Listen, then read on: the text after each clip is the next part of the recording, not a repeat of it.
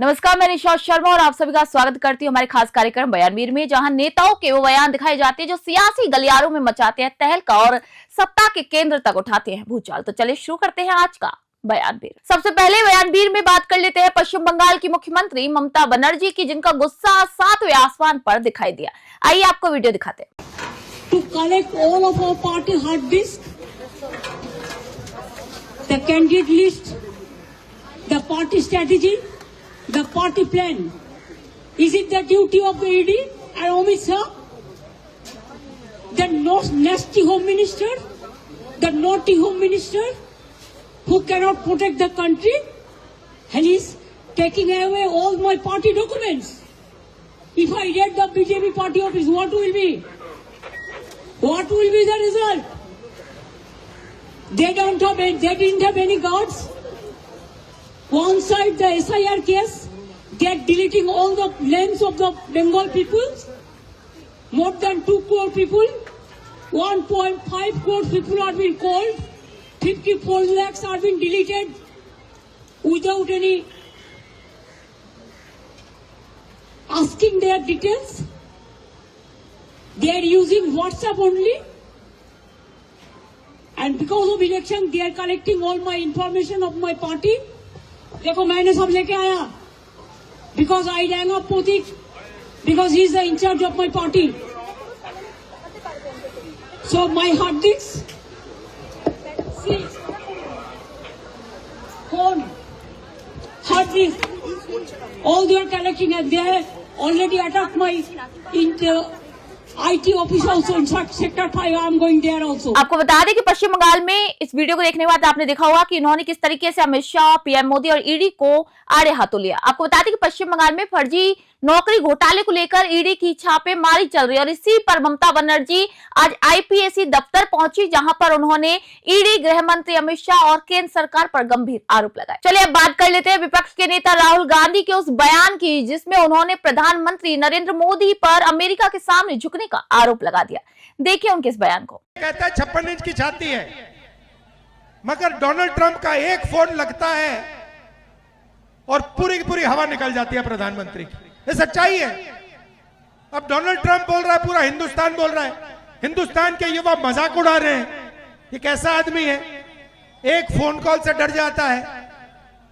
और आप देखिए हमारे नेताओं को, देखिए गांधी जी को कितनी फोन कॉल आई अंग्रेजों से। 15 साल जेल में रहे, कहते हैं मैं नहीं सुनूंगा तुम्हारी बात। जवाहरलाल नेहरू, इंदिरा गांधी, ये लोग डरते नहीं थे। ये लोग जनता से नहीं कहते कि 56 इंच की छाती है। जब टाइम आता था, देश को पता लग जाता था ये लोग कौन है, कैसे लोग हैं। गांधी जी ने 15 साल जेल में काटे, सॉलिटरी कन्फाइनमेंट में। सुपर पावर था उस टाइम, ब्रिटिश राज सुपर पावर था, नहीं डरे उनसे। ये बीजेपी आरएसएस वालों को अब मैं अच्छी तरह जानता हूं। इन पर थोड़ा सा दबाव डालो, थोड़ा सा धक्का मारो, डर के भाग जाते हैं ये लोग। जैसे उधर से ट्रंप ने एक इशारा किया,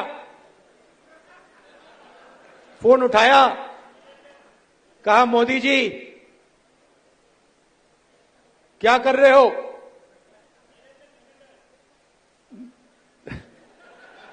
नरेंद्र सरेंडर,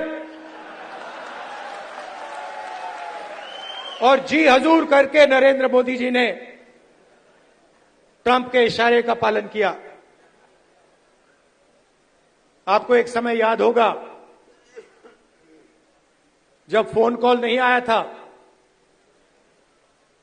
7th फ्लीट आई थी, 71 की लड़ाई में 7th फ्लीट आई थी, हथियार आए थे, एयरक्राफ्ट कैरियर आया था। इंदिरा गांधी जी ने कहा मुझे कुछ जो करना है मैं करूंगी।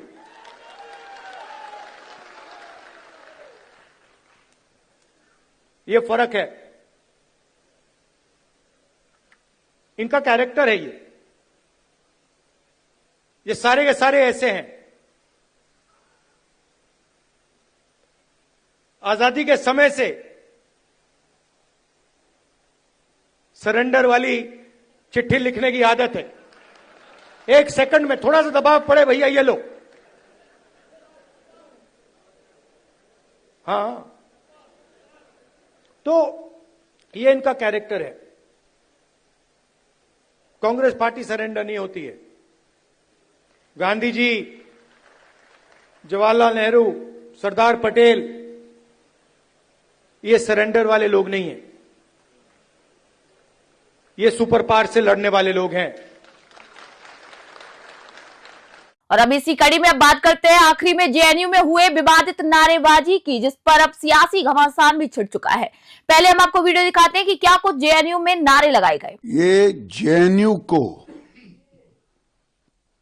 टुकड़े टुकड़े गैंग, राहुल गांधी जैसे देश विरोधी मानसिकता वाले और सभी, चाहे आरजेडी हो, चाहे टीएमसी हो, चाहे वाम दल हो, ये टुकड़े टुकड़े गैंग का एक कैंप ऑफिस बन गया, कार्यालय बन गया। और भूले नहीं, ये भारत है, नरेंद्र मोदी का भारत है, 21वीं सदी का भारत है। विवेकानंद कह गए थे भगवा ही होगा, और ये नरेंद्र मोदी को और अमित शाह को कब्र खोदने वाले खुद कब्र में चले गए हैं। यहां से उग्रवादी का खात्मा हो गया पूरे देश से। इसलिए मैं टुकड़े टुकड़े गैंग से कहना चाहता हूं कि उमर खालिद जो पाकिस्तान की सोच रखता था, शर्जील इमाम, चिकन नेक को अलग करना, और खालिद और शर्जील के समर्थन में जो लोग बोलेंगे वे देशद्रोही है। ऐसे लोगों पर देशद्रोह का जो नारे जेएनयू में लगे, मोदी अमित शाह जी तेरी कब्र खुदेगी, ये दिखाता है कि ये देश के टुकड़े टुकड़े करने वाले अर्बन नक्सली गैंग का हिस्सा है। क्योंकि जब से शर्जील और उमर खालिद पर सुप्रीम कोर्ट का फैसला आया है, तब से ये टुकड़े टुकड़े इकोसिस्टम में हड़कंप मचा हुआ है। पहले पृथ्वीराज चौहान, बृंदा करात, हुसैन दलवाई, उदित राज जैसे नेताओं ने कहा कि ये सांप्रदायिक ऑर्डर है, ये तो मासूम बच्चे हैं उमर खालिद और शर्जील इमाम जो देश का चिकन नेक काटना चाहते हैं। उसका बचाव किया गया और अब उसके बचाव में उतरते उतरते देश विरोधी नारे, मृत्यु की धमकी देने वाले नारे लगते हैं। और ये वही नारे हैं जो कांग्रेस की रैली में हाल ही में लगे थे कि मोदी तेरी कब्र खुदेगी, आज नहीं तो कल खुदेगी। मतलब कि ये वोट नीति को, वोट बैंक नीति को राष्ट्र नीति के इतना ऊपर रखते हैं कि अब देश के प्रधानमंत्री और गृह मंत्री को भी धमकी दे रहे हैं।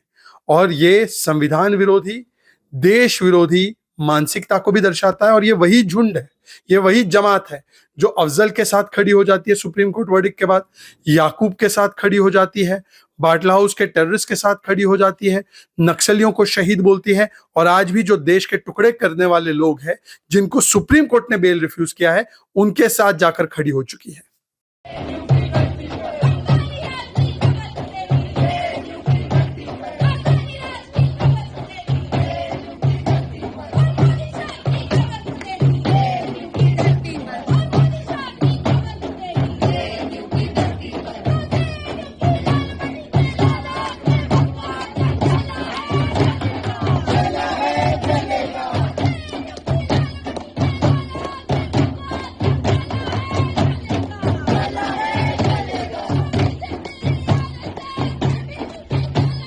अब इस वीडियो के वायरल होने के बाद अमित शाह और पीएम मोदी की कब्र खुदने जैसी टिप्पणी पर बीजेपी के 2 दिग्गज नेताओं ने भी अपना मोर्चा संभाला। उन्होंने अपने अपने बयान इस वीडियो पर दिए। तो आपने वीडियो को देखा होगा कि किस तरीके से नारेबाजी की गई। इस वीडियो पर सोशल मीडिया पर जैसे ही वायरल हुई तो प्रशासन पूरी तरीके से एक्शन मोड पर आ गया और इस मामले पर न केवल एफआईआर दर्ज की गई है, बल्कि दोषी छात्रों पर सस्पेंशन से लेकर के निष्कासन तक की तलवार अब लटक गई है। तो ये थे आज के बयानवीर में वो 4 बयान जिन्होंने सत्ता, विपक्ष और सियासत इन तीनों को गरमा दिया। तो इन्हीं तीखे बयानों के साथ आज का बयानवीर यहीं पर समाप्त होता है। देखते रहिए बयानवीर, जहां बयान बनते हैं सुर्खियां और सुर्खियां बनती है राजनीति।